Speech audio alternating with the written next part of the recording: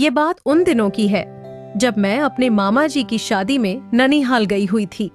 वहां पर मेरी मुलाकात मामा जी के साले विक्रम से हुई। विक्रम बड़ा ही मजाकिया किस्म का इंसान था और हर समय हंसी मजाक में ही लगा रहता था। कोई चाहे कितना भी परेशान क्यों ना हो, विक्रम की बातें सुनकर वह अपनी सारी परेशानियां भूल जाता और ठहाके मारकर हंसता। विक्रम की जितनी तारीफ की जाए वह कम है। मिलनसार स्वभाव और व्यवहारिता का धनी सुशील हर किसी से घुल मिलकर रहता था। मैं उसे बस दूर से ही देखा करती थी। अभी तक हमारी ना तो जान पहचान हुई थी और ना ही कोई बात ही नहीं हुई थी, पर फिर भी वो मुझे बहुत अच्छा लगता था। एक दिन मैं चुपचाप अकेले बैठी थी। इतने में विक्रम भी चुपचाप से मेरे बगल में आकर बैठ गया और मैं अपने ख्यालों में इतनी खोई हुई थी कि मुझे उसके आने का आभास ही नहीं हुआ। थोड़ी देर बाद जब उसने मुझसे कहा है, हाय, मेरा नाम विक्रम है और मैं आपके मामा का होने वाला साला हूँ, उसकी आवाज सुनकर मैं चौंक पड़ी और कहा, आपने तो मुझे डरा ही दिया। फिर थोड़ा संभलते हुए कहा, जानती हूँ। इस पर मुस्कुराते हुए विक्रम ने कहा, जब आप जानती हैं तो मुझसे बात क्यों नहीं करती है? उसके सवाल के जवाब में मैंने सिर्फ मुस्कुरा दिया। धीरे धीरे हमारी बातें आगे बढ़ी। विक्रम का स्वभाव मुझे बहुत अच्छा लगता था और वो उस भीड़ में भी मुझे अपना सा लगता था। ऐसा लगता था जैसे मैं उसे वर्षों से जानती हूँ और हमारा पिछले जन्म से रिश्ता हो। मन ही मन मैं उसे पसंद भी करने लगी थी, पर उससे कहने की मेरी हिम्मत नहीं हुई। विक्रम जिस तरह से मेरे साथ व्यवहार करता था, उससे तो ऐसा ही लगता था कि वह भी मुझे बहुत चाहता है, मगर उसने भी कभी कहा नहीं। एक एक करके सारे फंक्शन हो गए, शादी हो गई, गौना भी हो गया और सारे रिश्तेदार अपने अपने घर वापस चले गए और आखिर में मैं भी आज अपने घर वापस जाने वाली थी, पर कई दिन से विक्रम वहां नहीं आया था।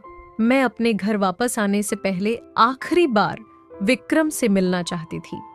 ईश्वर से प्रार्थना कर रही थी कि भगवान बस एक बार मुझे उससे मिला दो, और पता नहीं कैसे मेरी यह आवाज विक्रम तक पहुंच गई और वह किसी कारण से मामा जी से मिलने वहां आया था, तो मेरी भी उससे मुलाकात हो गई।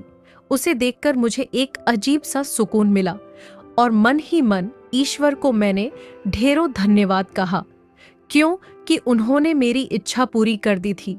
बातों ही बातों में विक्रम को पता चला कि मैं आज अपने घर वापस जाने वाली हूँ, तो उसने मुझे सवालिया नजरों से देखा। मैं उसकी आंखों में देख नहीं पाई और अपनी नजरें झुका ली। कुछ देर बाद उसने मुझे किसी काम के बहाने बुलाया। उसके मुंह से अपना नाम सुनकर मैं अंदर ही अंदर शर्मा गई। जब मैं उसके पास गई तो उसने मुझसे कहा, आज तुम अपने घर वापस जा रही हो? मैंने अपनी नजर झुकाए ही हाँ में सिर हिलाया। तब उसने कहा, कुछ बात तो करो। मैं बोली, तुम ही बताओ मैं क्या बोलूं? फिर विक्रम ने कहा, आज मैं भी शहर वापस जा रहा हूँ अपनी पढ़ाई पूरी करने, तो सोचा जाते जाते दीदी और जीजा जी से मिलकर जाऊं, और मुझे तो पता भी नहीं था कि तुमसे यूं मुलाकात हो जाएगी। मैंने मजाक में कहा, अच्छा तुम मुझसे मिलने नहीं आए हो बल्कि अपने दीदी और जीजा जी से मिलने आए हो? विक्रम ने मुस्कुराते हुए मेरी तरफ देखा और कहा, अपनी नजर उठाओ और एक बार मेरी तरफ देखो तो सही। क्यों भूत बनी हुई खड़ी हो? कुछ तो बोलो, नहीं तो मैं जा रहा हूँ। मैं बोली, अभी चले जाओगे? फिर कब मिलोगे मुझसे? मेरी बातें सुनकर विक्रम ने कहा, अपना हाथ आगे बढ़ाओ। उसके इतना कहते ही मेरी धड़कनें तेज हो गई, मेरी सांसों की रफ्तार बढ़ गई और मैं सोचने लगी, विक्रम मुझसे हाथ आगे करने के लिए क्यों बोल रहा है? फिर मैंने पूछा, क्यों, मेरे हाथों का क्या करोगे? उसने कहा, हाथ दिखाओ तो सही। फिर जैसे ही मैंने अपना हाथ आगे किया, उसने मेरे हाथों को अपने हाथों में लेकर होठों से लगा लिया और एक प्यार भरी किस मेरी हथेली पर जड़ दिया।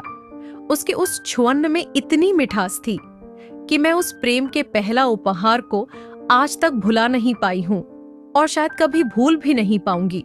फिर एक दूसरे के प्यार को अपने दिलों में दबाए बिना एक दूसरे से अपने प्यार का इजहार किए हम दोनों एक दूसरे से अलग हो गए।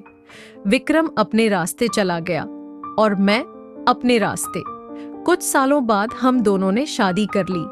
शादी के बाद सुमित ने बेशकीमती अनगिनत उपहार मुझे दिए, मगर विक्रम के दिए हुए उस प्रथम प्रेमपूर्ण उपहार के आगे ये सारे कीमती उपहार मुझे फीके ही लगते हैं। जब विक्रम ने मेरे हाथों को अपने हाथों में थामा, वो पल मेरी जिंदगी का सबसे पल था, क्योंकि इससे पहले मैंने ऐसा स्नेह भरा स्पर्श कभी अनुभव नहीं किया था। मैं अपने उस अनुभव को शब्दों में बयां नहीं कर सकती।